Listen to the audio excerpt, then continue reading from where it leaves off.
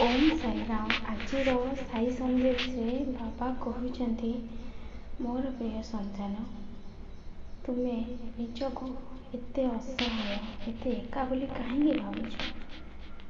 तुम्हें एपटे भावुच मो जीवन में मो बाबा ही सबकि बंची।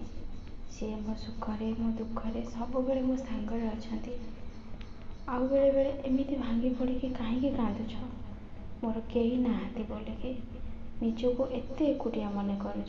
संतान, तुम्हें जदि एमती भांगी पड़ ताहले तुम्हें तुमर लक्ष्यस्थल केमिति पहुँचब। तुम्हें जो स्वप्न देखिच मो बाबा मते बहुत आगको नहीं जिवे।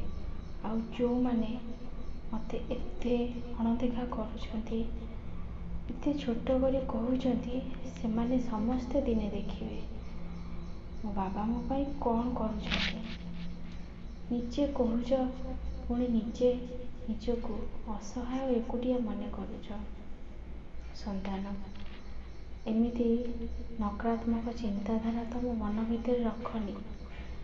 जेते तुम्हें सबुबेले आगको जावाक चेष्टा करिवो, सबुबेले मनरे भल भाविबो, तुम जीवन रे सबू जिनस भल घटी घटी कहीं जीव।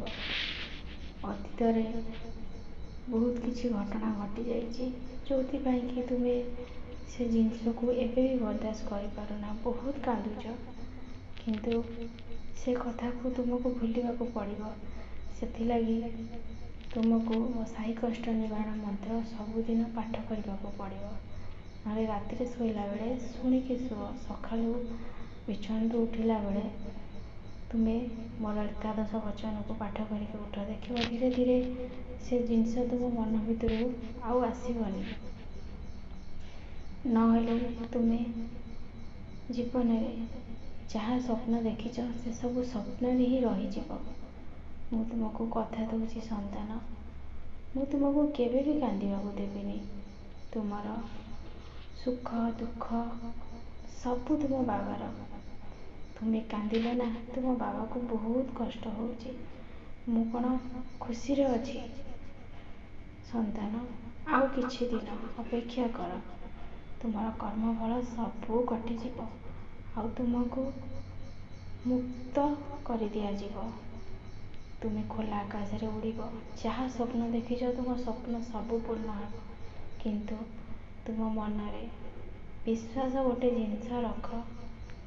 विश्वास रे बहुत शक्ति अच्छी। विश्वास द्वारा सबकि संभव होता है। से तुम्हें कहा कथार ध्यान दिवनी। तुम्हें तुम कार्य लगी पड़। केमिति तुम्हें तुम जीवन में आगको अग्रसर हो। मु तुमको कथा दूची, तुम्हें जो रास्ता जाइछ से बहुत भल रास्ता। आउ ता द्वारा बहुत लोकंकर मंगल होची।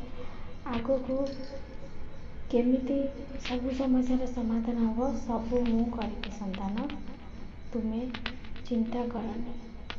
तुम्हें एबे उठ, सका एपर्यंत किसी भी खाइन जाओ, तुम्हें किसी खाइन।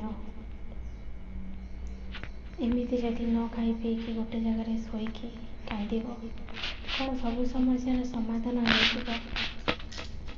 केवे भी हवनी। संतान, से तुम्हें निजक भल पाओ, निजक निजे चिन्हवाक चेष्टा कर। तुमको भगवान ए दुनिया को आनी बहुत किसी कार्य करने। तुम्हें एबेटू भांगी पड़े कौन हो, तुम्हें बहुत खुशी रे रहिबो। मु तुम सहित अच्छी, चिंता करनी। ओम साईराम।